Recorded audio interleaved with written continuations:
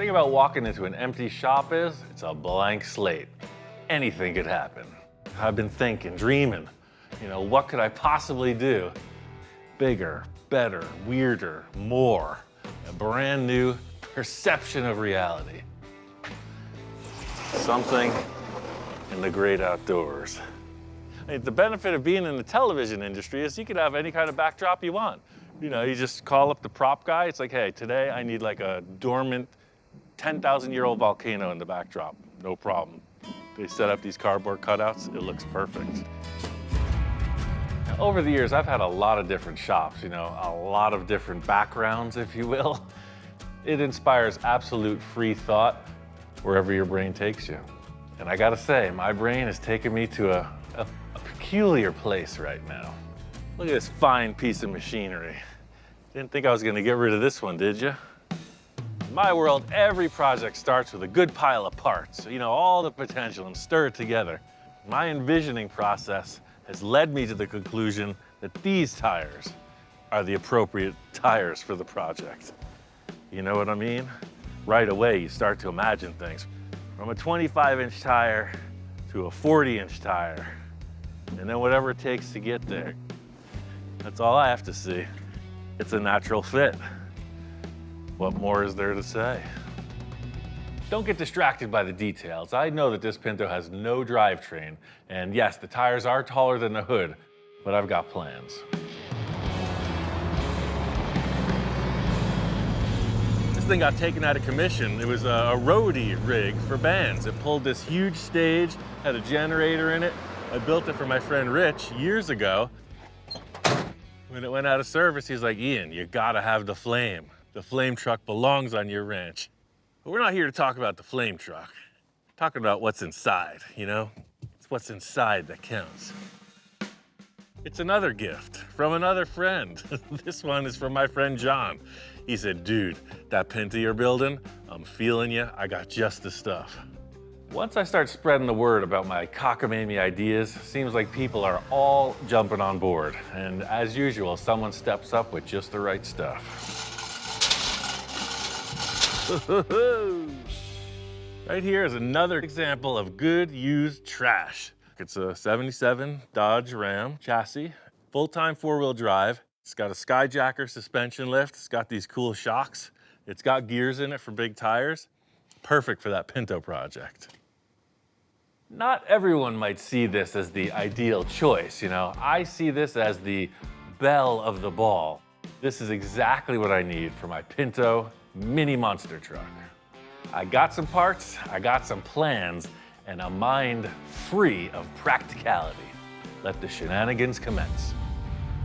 This big idea of mine is gonna require some new tools to make it happen. My whole life has led up to this. It's my greatest aspiration.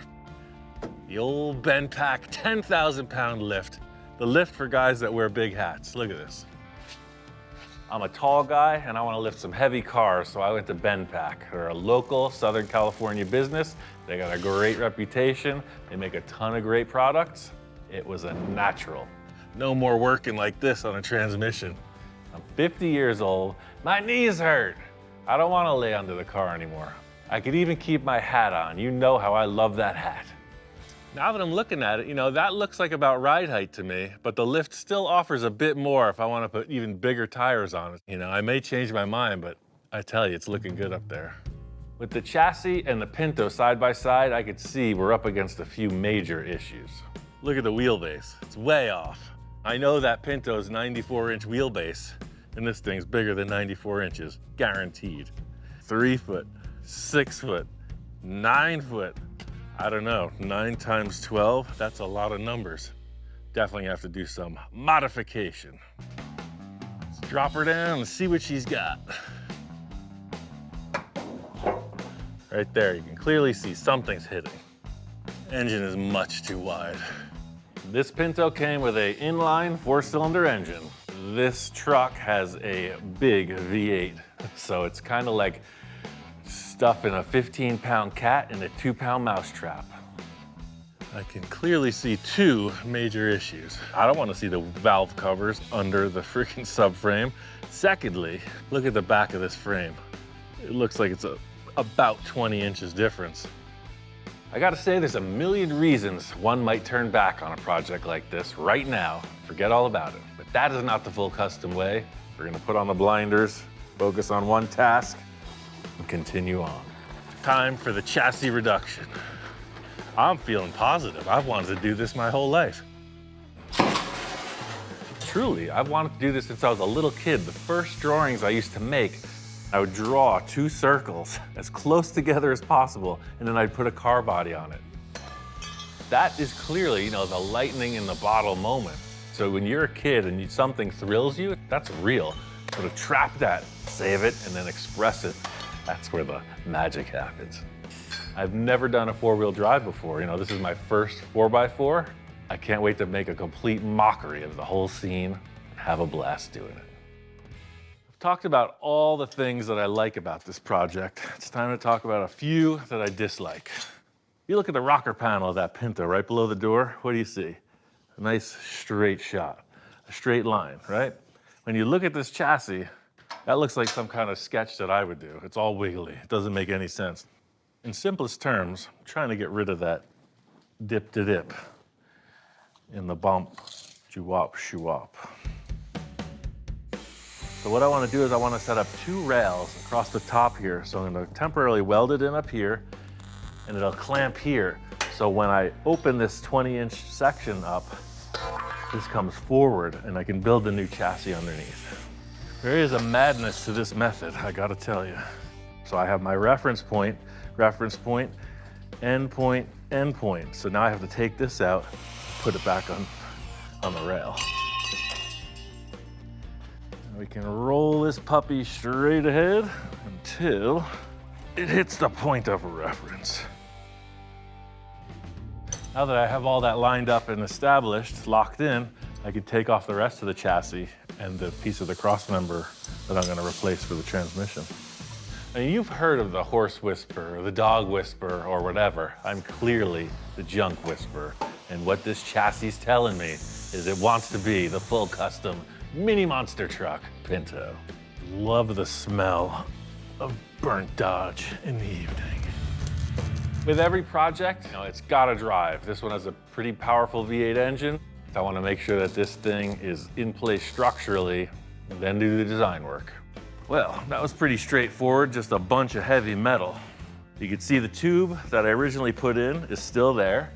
I coupled that with another one below, and then I added steel plate to create that C kind of frame.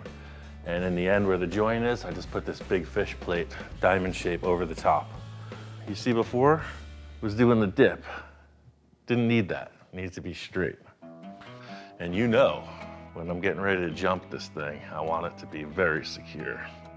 I really want to see what the body looks like, how far I can get this thing onto the chassis, but right now, this transmission has got no support. Look at this thing. This thing has got to weigh like 7,000 pounds, and there's nothing to hold it up. This whole mount was just worn. So I think I'm gonna get right to the good stuff. Now that's a large transmission mount. Before the creative envisioning begins, I gotta get all the structural elements in place, and this one's a little bit more involved. My plan is to create a transmission mount that attaches to my newly formed frame rails. We're just gonna use part of this because we're not trying to reinvent the wheel, we're trying to reinvent the transmission mount.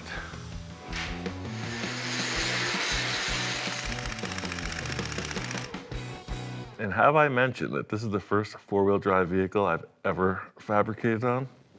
You learn something new every day. Drive shaft comes out both ends. You can't put the cross member in like this because you can't put the front drive shaft on. What we need is a large ring for the drive shaft to pass through. And then we can weld it to the ring. Let's go find a ring. I've said it once, I've said it a million times. There's nothing like a big old pile of parts when you need it. And for me, that's just about every day. Immediately I thought of this ATV rim laying back here. Something about that diameter, but a very strong ring that the drive shaft could pass through, yet it's part of the transmission mount. You know, like the steering wheel is not strong enough. It's way too big. Like this bucket is about the right diameter, but it's too thin. Maybe this CO2 bottle. These are really strong, thick walled, and it's about the diameter what I'm looking for. Now, I've cut the bottom off these a million times. They make really good wind chimes when you hang them up. Hear that? Every time I'm walking around back here, you know, I have a general idea of what I have, but their applications vary. So if it looks like a lawn chair, you know, it could be a speedboat. If it looks like a dumbbell, it could be the guy who owns the property. I mean, if it looks like a steering wheel, it could be a ring toss game. I don't know. I'm just building cars here. Help me out. So maybe I'll just take a section out of that. It's a starting point. The worst thing I can do is take it back to the shop and it won't work, right? Bottom line is, I always find something, you know, whether it works or not, that's debatable. Don't try this at home. I mean, I know this one's empty, but if you try to cut one of these with some gas in there, you'd be in for an event, I'll tell you what. Of course, the shop inspectors are nowhere to be found when there's a potentially dangerous situation. I guess I should just consider myself lucky. Okay, drive shaft passes through it, okay? So now I can proceed with my mount as planned. It'll allow the drive shaft to be installed as it should be, and this car should be able to drive up and over anything in its way. Everything so far is pure guesswork. That's why the chassis is in its developmental stage. You know, I still got some details in the front to finish. I want to refine the transmission hanger, but until you put that body on, anything could happen. I don't know what I did wrong yet. I did a little hacking in here, and you can see this car's got a little off-road experience already. It's good news. I'm gonna keep the car raised up a bit, about 6 inches off of the chassis, just so I can figure out what needs to be cut away to bring them together. Touchdown. Now, before you get all judgmental on my Frankenstein concept, just work with me. You know, beauty takes time. You're gonna get the message. I just gotta set up the pieces. And that looks appropriate, actually. I tell you, that wheelbase looks spot on. So the tire and the wheel well are pretty much what I want to see. I love those aluminum wheel moldings. That makes it look like a Pinto. I don't want to modify anything on a Pinto body, so it should look like a toy car perched up on top of a Tonka truck chassis. That's what I'm going for. Once I get this whole thing in the shop, I can begin trimming it down and slowly lower it. You know, get those wood blocks out of there, get the body where it belongs. Starting to look like the Alabama Slammer, one of them trucking trials out in the mud bog. She's a big one. This is where I'm headed. Getting 20 inches out of that chassis sealed the deal. Nothing can stop us now, except maybe the next step. The dreaded moment is upon us, the official inspection. And I gotta say, these two, they don't really hang with the kooky of the concept. These guys have never seen a car or truck lifted this high. Usually they're low, you know, they could just step right into it. He's totally perplexed. He's like he's never been able to stand under a car before. Come on, get in a truck. The body's not mounted yet. Yes, the fender opening does not match the wheel diameter. Yes, the body is quite a bit off of the frame, but it's all gonna come together. Curiously enough, they're not reacting too negatively. The fact that dude could walk under this car, that's a first for sure. So I think he's kind of like, what, where's the project? In the end, it was a lot more cutting than I expected. To get this body down on the chassis, I did a whole bunch of hacking and whacking and torching and cussing and spitting. It's gonna affect the gas pedal, placement, and yeah, you can see that. Now there's concern. I know. And here we go. The chief inspector always gets up in arms, very vocal, whenever we have to get involved with some severe structural modification. I know, it's a mashup for sure. Some people love it, some people hate it. It's not the safest thing in the world. It's going to be a little top heavy. No, the neighbors aren't gonna be concerned with what we're doing out here. We're not racing, we're not jumping, we're not crushing cars. We go through this every time. I mean, can I get a little bit of gratification from the start? Just anything, any vote of confidence? Whoa. He might go kicking and screaming, but in the end, he's gonna thank me. I have a plan. Definitely don't want that stock bumper, so it's a full custom opportunity. Something that really just shows off, you know, the line of the Pinto sheet metal instead of this big add-on safety bumper. But this thing's gotta be, shoot, I don't know, 10 inches top to bottom. You know, it brings me back to the Volkswagen. You ever see those bugs from the 60s where they had the little overrider over the bumper? I think that's where I want to start, just to see how that feels. The two angles represented, you know, definitely match the Pinto. You know, you're coming in straight across. Actually, that's kind of cool. Look at that. Wow, what if it actually had this bumper to protect the taillights? That would be pretty aggressive. I also needed something to support the rear of the body, so I was thinking about taking a tube up, down to the chassis, and just out here would be the mounting point for whatever bumper I create. I think the great mockery is about to be, mock-up is about to begin. Another cool addition to the shop is this unit from Multi-Tool. This machine is super multifunctional. It's got different belts, different surfaces. You can actually tilt the machine into different positions. It takes the bench grinder to like exponential levels higher.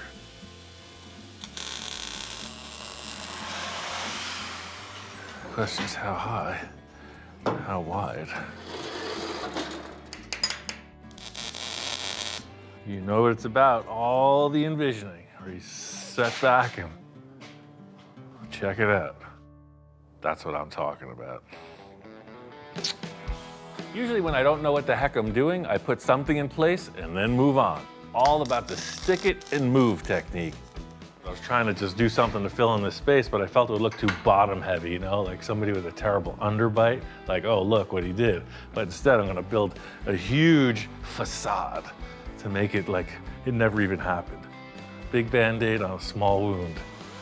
Works every time.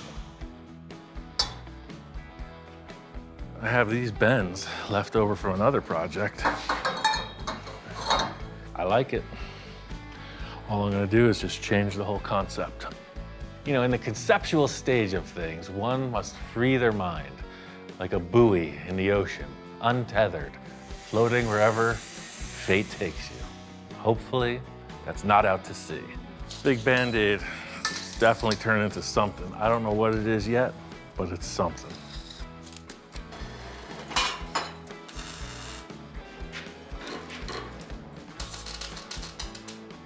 I like where this is headed, but I feel like that's sticking straight down. I'd like to see this tucked in. We're using finesse, we're using style, we're using fire. I know whatever tubing structure I come up with, it'll protect, but it's gotta look real cool. Look at that. See what I'm talking about? Couple support pieces and this train is moving down the line. What I want to see here is a cap. You know, maybe there's a trailer hitch you step off and then you got this that you can kind of perch on. What I want is a perch.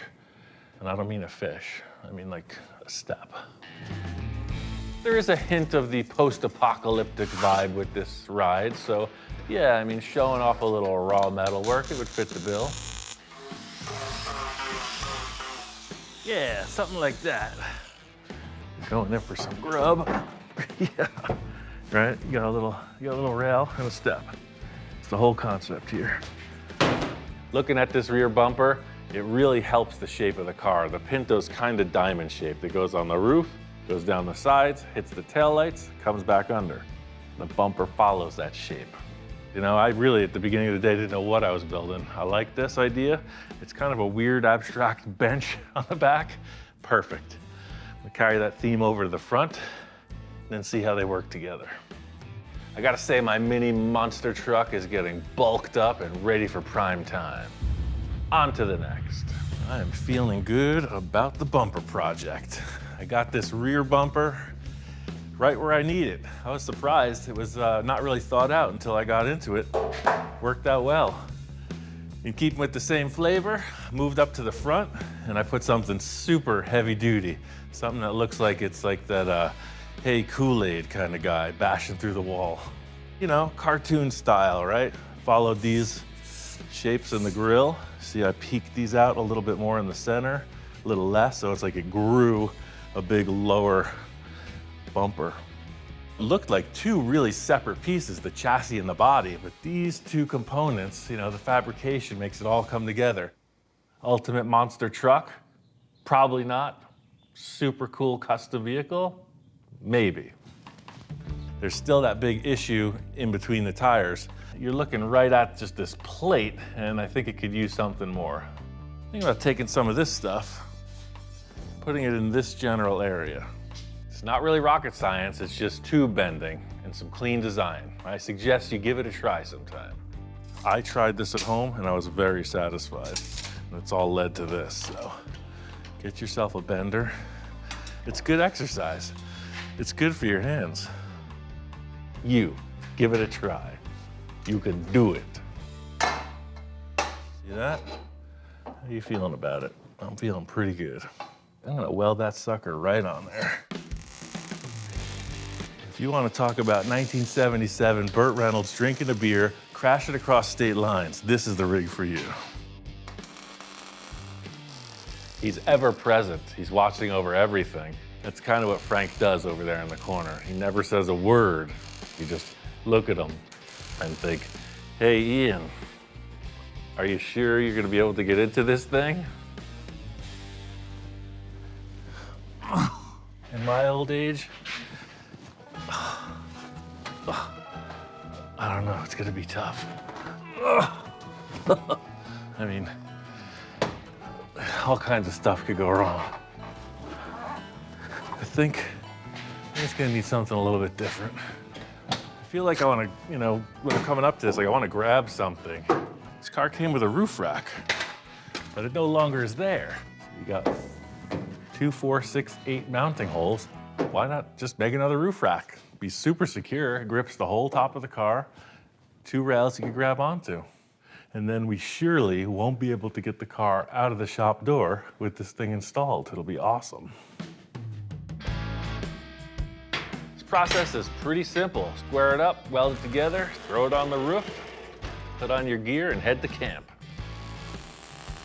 Look at that. Symmetry. And now we figure out how deep's the basket gonna be? Is it gonna be 10 feet deep? No, that won't even fit in the shop. Is it gonna be 10 inches deep? How do you feel? Too tall? I agree, too tall. I want that basket 5 inches deep. Let's start with 8 of these and see how it looks. I don't know, let's just throw it up there and see what we got. Like a wise man once said, be prepared, right? So the roof rack is a standard issue on so many off-road vehicles. Also helps a little should you roll over. This is a keeper. All I can say is it fits the bill. Everything on this accessory-wise is round tube. This is a smaller diameter than the heavy bumpers. It looks perfect up there. I have yet to hear the engine run, so if you know my track record, you know that there could be trouble ahead. This is what the desert is all about, freedom. You know, that's what I'm building here, a freedom machine. Spirited adventures across the great beyond.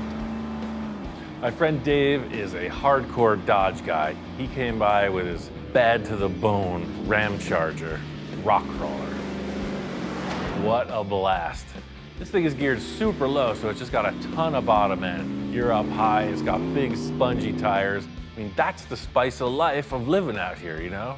Wild and free, just jamming around, unshackled by the law, by the grips of society. That's exactly the fire I needed to get this project burning. I love it. Love this thing. Thanks. I mean, the flavor of this is exactly why I'm building that Pinto. You know, I've been building it for about 2 years. It's still not finished, it's still a work in progress. First time I ever saw this truck, I was like, whoa, this guy knows what he's doing. You know, the roll cage is the first hint at that. Low budget, kind of high tech in all the right places, and this thing's a ripper. I'm doing a lot of tubing fabrication on this, try to do something creative and cool with all different tubes. I love the roof rack. You know, I'm starting to rethink this whole project. This car actually looks really good at this height. Take this thing and chop the top a little bit, put some freaking 13-inch wide rims on it. Nice little wide body kit. Yeah, what am I doing? I'm always tempted by the whole low and slow vibe, you know? I think that's really where my heart is. But, you know, I gotta say, there's nothing like the untried. I think we should keep it up in the air. Driving around in that rig, that got the juices flowing. All right, now I don't want you to be alarmed. It's a little bit strange looking. I can see the vision. Yeah. It's great to have Dave here. He's well-versed with these old Dodges, and he swears we can get it to run. He told me it ran well when parked, but it was sitting for a while. Why was it parked, John? Yeah. You know, it's like, Yeah, oh, it's such an awesome truck. So I just parked it. Uh-huh. I got all this cool stuff from Speedway. Got this distributor, I got a carb, I got an alternator, plugs, wires, etc. Always trying to hedge my bets on this engine running scenario. You know, I like to replace all the accessories when I can. I can work on engines, I understand it, but I just don't like it. It's like, you know, the little kid and he's got to eat his Brussels sprouts. You got to choose your battles. You know, I wage my war with the envisioning process. The mechanics are very, like, pretty much as long as it has a go pedal and a stop pedal, that's as deep as I'm into it. Engines are my thing. I mean, that's the coolest thing about finding people who like the mechanical aspect of it because they get into that, right? Troubleshoot this, address it, you know, I can dig it. I don't know if this is gonna stay here permanently, you know, with ratchet straps, but it's a start. We got carburation. Woohoo! We got starting. This is when it always gets exciting. Fire extinguishers right there. Hoping for the best, but always preparing for the worst. It's gonna start. That's what the guy said the last time he parked it. I'm not one to immediately whip out the camera, but I'm also never gonna miss the opportunity for some high drama. All right, don't be nervous, it's all you. All eyes on you, Dave. You know, I'm usually the one with the camera pointed at me when something could go wrong. What? I was just giving him some sass, you know, tension's high. Nothing like just stirring the pot a little.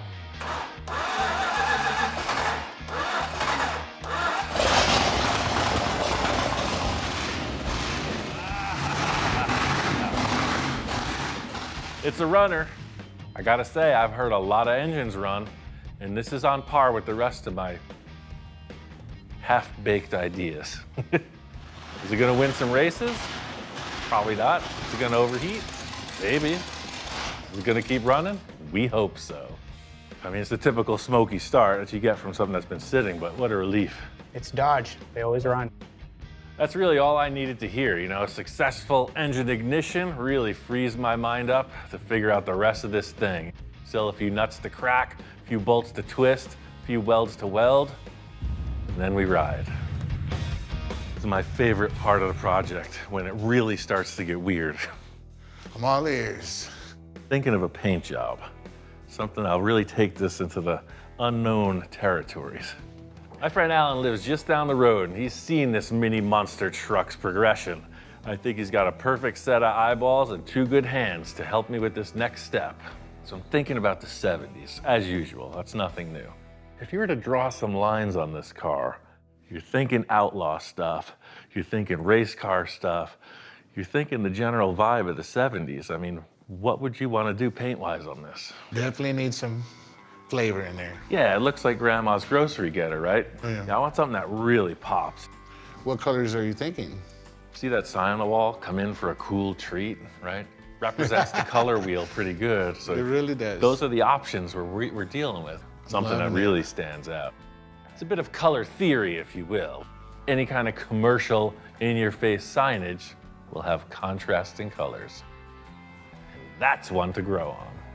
Say it's 1978, right? This car's a year old, and you're wanting to like give it a little bit of action with the paint job. Graphics were simple, but it made the cars look so much cooler. It could be 3 lines in it and it would look so cool.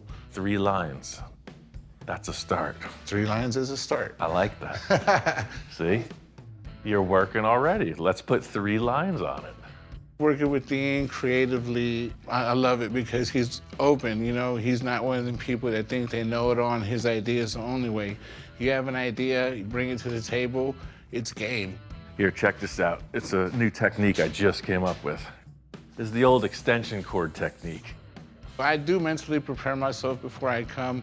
You know, I got to work on this with this. It's amazing the things we can do with regular household items, you know, stuff that everybody can do. Right, our old side trim was here, so that's pretty much a good starting point for the center of this graphic. The door handle, I think, is in the right spot, but drop that just a bit. So it look at that right there. It parallels right there. the trim on the window. There you go, and now that fits the radius with equal spacing. I think it's electrifying. Alan was a little bit weirded out the first few times, but I think he's fallen into swing. Sometimes this extension cord will give you a different view of things, man. We need to step back on this. Let's try it with a tape. On the onset of every task, you know, I'm always looking for that one little spark, the one little gripping point to start from. Sometimes it's that simple. Oh, I like how you just kicked it up hockey stick style right off the back of that. Just. You nailed it from the door handle back. But like, what if instead of coming down to here, I just crept it up a little? So this would be the top of our top line. Whoa, I think you hit it right there. So if that's the first line, then where's the second? Is it straight back? Is it straight through? It's gotta work, it's gotta flow. You hear that so many times, but it's immediate when it doesn't work, right? So you're looking for that sweet note. All right, so this one kind of comes right through there, like that, right? This exact process is what I thrive on in working with someone, you know? It's like, no bad ideas, no good ideas, just a process. Let's work together and figure this out. Once we start seeing different lines laid down on the car, you know, you just naturally fall in love with one, and that's how we roll. We know what we want, we know what style, what era, and we roll with that. Oh yes. See, that's weird, and it's cool. The center tape is kind of bugging me, but I love the one hitting the roof rack, and I love the one hitting the bottom of the hatch. What if we sprayed white right through there? You know, kind of like the Starsky and Hutch thing. Let's just do one big white swath through it and see what that looks like. I love it, let's do it. It's really hard to mess with old original stuff, you know? This has been aging gracefully since 1977, and here we are wanting to apply something new to it and make it match. You know, I thought that maybe not using a gloss auto paint would help us kind of blend the two. I'm thinking about all these candies and all these paints, and I want him to order for me, and then I get here and he gives me 3 rattle cans, and he's like, here you go, man, go for it. And I'm like, where are we going with this? Let's see what it does. Hit it. And we're off. We're in a frenzy of tape and masking. It's kind of like when you gotta hit it, you gotta hit it, and that's where we're at right now. The only trick that I have is keep looking at what he's doing and try to keep up. I just want to see what this looks like. Could be cool, could be a creamsicle, I don't know. Ooh, look at these lines. That's pretty cool. It's a good contrast, that's what I was hoping for. That really changed it. Makes it look sporty. It gives it that big boy, tough boy look. Now that we took the blue tape off, it's like it's missing something. You know, the blue color really added to that. You know, imagine like a border, right? All of a sudden, it's starting to look like that ambulance in the Cannonball Run. And I think if we did a decent sized blue line on the bottom and then at the top, pinstripe it with 2 little blue lines. Oh, now you're getting even fancier. I like that. I like fancy a little bit. This is a pretty simple layout, too. Imagine those lowrider paint jobs where you have all of this negative represented in various colors. Sometimes this is white, and sometimes it's orange. And sometimes the green is orange, and sometimes the blue is orange, but also the blue could be white, depending on where it is. You lost me in all that. Yeah. Names are hard to come by, you know? When you find one that sticks, it's really gratifying. Well, there was a great mystery since I got this Pinto. On the back panel there, it said P71. And I'm thinking, I gotta find out. So sure enough, I put it on Google. What does P71 stand for? And it says P71 is a prefix in the Crown Victoria police car VIN code. Why is it on a Pinto? I don't know. My wife, Jamie, she said, it's the Pinterceptor. That's why. Hats off, milady. You win. The Pinterceptor. Perfect. Right, the Pinterceptor. It's evil, it's sweet. I'm wondering about that new ink, man. I don't know who you're hanging out with, but that looks pretty profound. Last year, I was given an opportunity to work with Gene Winfield. I've been out here for a year helping Gene. He was my dad's hero. My dad is a custom car builder. I said, Gene, sign my arm. He's like, why? I said, because I'm gonna get it tattooed. And he looked at me and said, you're stupid. I loved it. It was priceless. There it is, 2021, 93 years old. Yeah. Still doing it. It's like Christmas Eve. We got all the presents wrapped up. In the morning, we'll see what we got. While we're waiting for the Masked Monsters paint to dry, I'm going to engage Alan's other talents, some of the metal forming skills. One of the things this vehicle is lacking is a dashboard, and I got an idea to handle that situation. I've been saving this piece of sheet metal for whatever reason, because look, it was laying outside under the gutter, and it made this perfect like splash drip pattern from all the rain we've been having. What I'm learning every day is be surprised.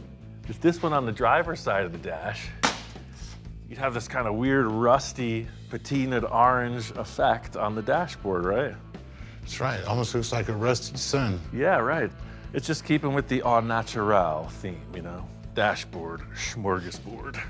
He's got this build in his head. He wants to build this awesome car. I know it's gonna be great at the end, so I'm never worried or never scared. And we do whatever it takes to make it that way. And then it's gonna go down where this thing fits on, and then it's gonna ham edge under to give it some strength. Style I'm going for with the dashboard on this is minimalist. I got an old piece of sheet metal and some kind of piece from an old pickup truck. Might as well just make something handmade. He's trying to prove that you can work with, you know, things that are affordable to anybody and make something great and fun. That's what I think separates him from a lot of builders, you know what I mean? Is that he doesn't think he knows it all, he just loves doing it. He loves that everybody else loves doing it. Sweet, look at that. Does that look like a dashboard to you? Looks like a dashboard to me. Oh yeah. All right, let's mark it at 55. Yeah, right to the edge of that block. Woo, look at that thing there. I think we're ready for the door test, man. All right, here we go. Yeah, see how it works right here? Wow, look at that. What are you gonna do about this windshield? As is, baby, bullet holes. It was out in the wasteland. It met up with some rogue travelers, popped a few rounds at it. The Pinterceptor is bound to have bullet holes. You know it. This thing looks like it's been through some action. Once the gauges arrive, I'll install them, wire it up, and this dash will be a dashing example of instrument readout. I gotta say, dashboards are fun, but the idea of what's lurking beneath this paint mask, I'm ready. I was born You ready? I was born ready I was too. ready before the paint even dried. Hey, me too. Let's see what it looks like. You know, unmasking a car is kind of like the great trek up the mountains in the fog. You never know really where you're heading. Are you at the apex, or are you just at the beginning of another climb? Oh man, look at that top line, dude. Yeah. I gotta say, man, I think your double line's a winner. In the moment, the pressure does come to me. A little bit nerve-wracking because we're working with rattle cans. Good work doesn't just happen. You got to make it happen. Yeah, these colors are. It's looking kind of like the orange dreamsicle. We just wanted to make a nice, simple graphic, and it puts a nice flow right through the car. Simple, effective. Way cool. I needed this paint job nailed. I got a couple things to detail, and this is ready to rock. I can hear the great beyond beckoning. Our first desert Pinto cruise is just around the corner. No, I can't wait. I cannot wait. This mini monster truck is ready to rock. Time to show Alan what I've been up to. Wow. Holy for holy, man. No, wow. Well, look at it. Look at the size of these tires. Yeah, it's a giant toy truck, right? Alan's really been an asset in all these projects lately, and this one was the same deal. You wouldn't expect to see 40-inch tires fit a Pinto, but there you go, it works, right? And look good. Yeah. Wow. Just wow. It's taller than I am. Takes the economy car to the next level. I'm very satisfied with the look of this. It's exactly the cartoon proportions I was looking for. It's like something you'd see in a comic strip. It's the Pinterceptor. It's the Pinterceptor. It's got the lights, it's got the authority. This is the regulator of the Wild West. Once we establish the name, I want to bring the full Pinterceptor feeling to the vehicle.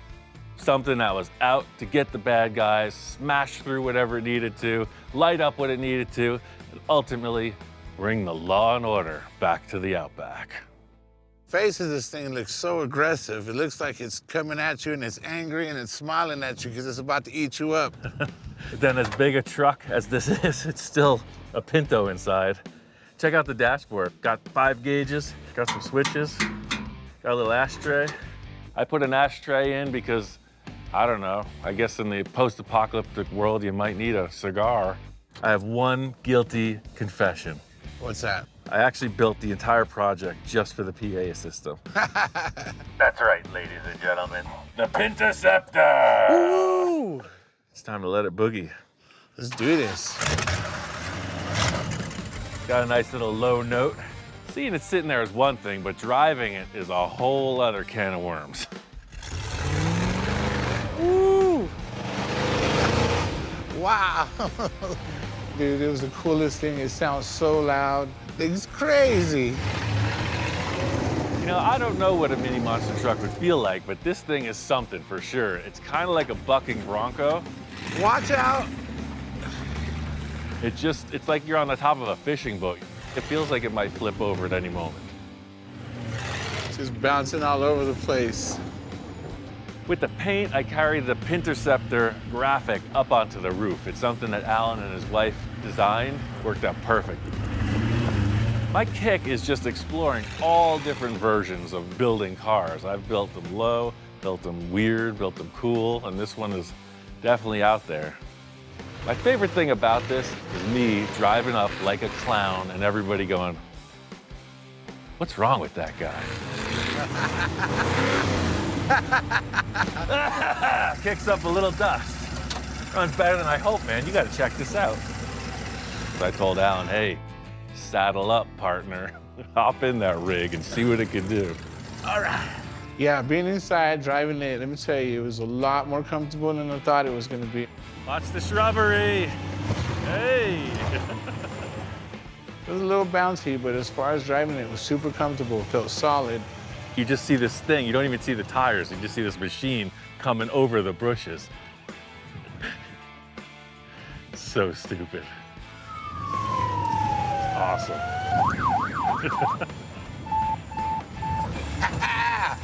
Woo! Felt like a jumping jelly bean up in the air. That was fun. That was fun. It's just super satisfying to just bring a whole bunch of stuff together, you know, kind of on a whim and end up with this really awesome project.